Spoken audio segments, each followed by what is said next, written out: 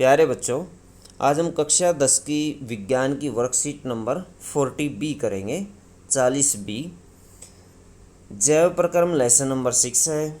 मानव में वहन आज हम करेंगे। वहन तंत्र किस तरीके से वहन होता है। अन्य बहुकोशिकीय जीवों की भांति मानव में को भी भोजन, ऑक्सीजन आदि की नियमित आपूर्ति की आवश्यकता होती है। यह कार्य एक संवहन तंत्र द्वारा किया जाता है। यह तंत्र मानव में विभिन्न पदार्थों के संवहन के लिए उत्तरदायी है। मानव संवहन तंत्र हृदय, रुधिर वाहिकाएं, रुधिर व लसिका होते हैं। हृदय हमारे रक्त को पंप करने का काम करता है। रुधिर वाहिकाएं, इनमें धमनी और शिरा व केशिकाएं आती हैं, और रुधिर व लसिका में जो है वो संवहन का एक माध्यम होता है। तो ये चित्र में देखिए, ये हृदय है, रुधिर दिखाया हुआ है। हृदय एक पेशीय अंग है। पेशी अथवा मांसपेशियों से बना हुआ अंग है। यह हमारी मुट्ठी के आकार का होता है। जितनी हमारी मुट्ठी है, बंद मुट्ठी जो होती है, उसके आकार का होता है। और इसमें 4 कोष्ठ अथवा 4 कमरों की तरह से कक्ष होते हैं, जिन्हें आलिंद और नीले कहा जाता है। इन्हें दायां आलिंद, दायां नीले, बायां आलिंद और बायां नीले कहा जाता है। बायां नीले और बायां आलिंद कहा जाता है। तो देख सकते हैं चित्र में, ये हृदय का चित्र है। इसमें देखिए 2 नीले दिए गए हैं और 2 आलिंद दिए गए हैं। ऊपर वाले हमेशा आलिंद होते हैं। ये आलिंद है और ये भी आलिंद है, दायां आलिंद और बायां आलिंद। जबकि नीचे वाले नीले होते हैं, नए से नीचे और नए से नीले। बड़ी आसानी से याद हो जाएगा। ये नीले होते हैं, नीले और आलिंद 4 कक्ष हो गए। तो इस तरह से 4 कक्ष इसमें होते हैं। सबसे पहले क्या होता है, रक्त महाशिरा से, ये महाशिरा है, इससे महाशिरा से होकर के दाएं आलिंद में आ जाता है, और दाएं आलिंद से फिर दाएं नीले के अंदर ये चला जाता है। दाएं नीले से फिर ये चला जाता है किसके अंदर, ये चला जाता है फेफड़ों के अंदर। फेफड़ों के अंदर फुफ्फुसीय जो धमनियाँ होती हैं, इसको लेकर के जाती हैं। फुफ्फुसीय धमनी, वैसे तो धमनियाँ क्या है, शुद्ध रक्त को लेकर चलती हैं, लेकिन ये वाली धमनियाँ जो फुफ्फुसीय धमनियाँ आती है, ये अशुद्ध रक्त को लेकर के फेफड़ों तक जाती हैं। और फेफड़ों से शुद्ध रक्त को लेकर कौन आता है, फुफ्फुसीय शिराएँ लेकर के आती हैं। और कहाँ लेकर आती हैं ये फुफ्फुसीय शिराएँ जो होती हैं, देखिए ये किसके साथ जुड़ी हुई हैं, ये बाएं आलिंद के साथ जुड़ी हुई हैं। तो बाएं आलिंद में इस तरह से रक्त आ जाता है। तो इस तरीके से बाएं आलिंद में रक्त आ जाता है। उसके बाद ये बाएं नीले में चला जाता है। बाएं नीले से ये चला जाता है महाधमनी के अंदर। ये महाधमनी आप देख सकते हैं, और महाधमनी से शरीर के विभिन्न अंगों तक छोटी छोटी धमनियों के माध्यम से रक्त को पहुंचा दिया जाता है। तो इस तरह से ये प्रक्रिया होती है। एक सामान्य वयस्क का हृदय 1 मिनट में 72 बार धड़कता है। मानो हृदय का एक चक्कर में 70 मिलीमीटर रक्त पंप किया जाता है। फुफ्फुस से ऑक्सीजन प्रचुर रुधिर बाएं आलिंद में आता है। इसके संकुचित होने पर यह बाएं नीले में स्थानांतरित हो जाता है। यहाँ से रुधिर शरीर में पंप कर दिया जाता है। तो बताया कि ये राइट साइड वाला चक्कर इन्होंने इन लाइनों में बताया है। शरीर के विभिन्न अंगों से विऑक्सीजनित रुधिर वो होता है जिसमें ऑक्सीजन नहीं होती। विऑक्सीजनित रुधिर दाएं आलिंद में आ जाता है। इसके संकुचन होने पर दाएं नीले में स्थानांतरित हो जाता है। यहाँ से रुधिर को ऑक्सीजनीकरण हेतु फुफ्फुस अथवा फेफड़ों में पंप कर दिया जाता है अथवा भेज दिया जाता है। आलिंद की अपेक्षा नीले की पेशीय भित्ति मोटी होती है, क्योंकि नीले को पूरे शरीर में रुधिर को भेजना होता है। जब आलिंद या नीले संकुचित होते हैं तो वाल्व उल्टी दिशा में रुधिर प्रवाह को रोकना सुनिश्चित करते हैं, अथवा उल्टी दिशा में रुधिर प्रवाह नहीं हो सकता। दोहरा परिसंचरण क्या है, रुधिर परिसंचरण के लिए एक पूर्ण चक्कर में हृदय में 2 बार आता है। यह सुनिश्चित किया जाता है कि ऑक्सीजनित और विऑक्सीजनित रुधिर परस्पर न मिले, जो कि पक्षी और स्तनधारी जैसे जंतुओं में उच्च ऊर्जा की आपूर्ति में सहायक होता है। पक्षी और स्तनधारियों में क्या होता है, बीच में एक कपाट होता है जो विऑक्सीजनित और ऑक्सीजनित रक्त को मिलने से रोकता है। ये कपाट है बीच में, ये क्या करता है, अशुद्ध और शुद्ध रक्त को मिलने से रोकता है। आगे देखिए, धमनी और शिरा में अंतर।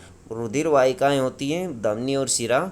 शिरा अशुद्ध रक्त को लेकर जाती है, जबकि धमनी शुद्ध रक्त को लेकर जाती है। यह वितरण की वाहिका, ये संग्रहण की वाहिका है। इकट्ठा संग्रहण होता है इकट्ठा करना, वितरण होता है बांटना। ऑक्सीजनित रुधिर को हृदय से शरीर के विभिन्न अंगों में तक ले जाने के लिए ये कार्य करती है, जबकि फुफ्फुसीय धमनी को छोड़ करके, ऐसा ये इसका अपवाद है, फुफ्फुसीय धमनी जो है वो अशुद्ध रक्त को लेकर जाती है। विऑक्सीजनित रुधिर को शरीर के विभिन्न अंगों से हृदय तक लेकर आती है, लेकिन फुफ्फुसीय शिरा को छोड़ करके, क्योंकि फुफ्फुसीय शिरा में शुद्ध रक्त चलता है। धमनी की भित्ति मोटी व लचीली होती है, क्योंकि हृदय से रुधिर उच्च दाब पर निकलता है। सिरा की भित्ति कम मोटी व कम लचीली होती है, इसमें वाल्व नहीं होते, जबकि सिरा में वाल्व पाए जाते हैं। रुधिर को एक ही दिशा में प्रवाहित करने के लिए इसमें वाल्व होते हैं। यह सतही नहीं होती, इसमें ऊतकों के नीचे पाई जाती है, यह सतही होती है। केशिकाएं क्या होती है? इन रुधिर वाहिकाओं की एकल कोश की भित्ति होती है। केशिकाएं आपस में मिलकर सिराएं बनाती हैं। केशिकाओं से ही सिराएं बनती हैं, जो रुधिर का अंग या ऊतक से दूर ले जाती है। रुधिर को अंग या ऊतक से दूर ले जाने का कार्य करती है। रुधिर क्या है? रुधिर के अवयव होते हैं ठोस अवयव और द्रवीय अवयव। ठोस अवयव रुधिर कणिकाएं होती है, जबकि द्रवीय प्लाज्मा होती है। रुधिर कणिकाएं 3 प्रकार की होती है, आरबीसी, प्लेटलेट्स और डब्ल्यूबीसी।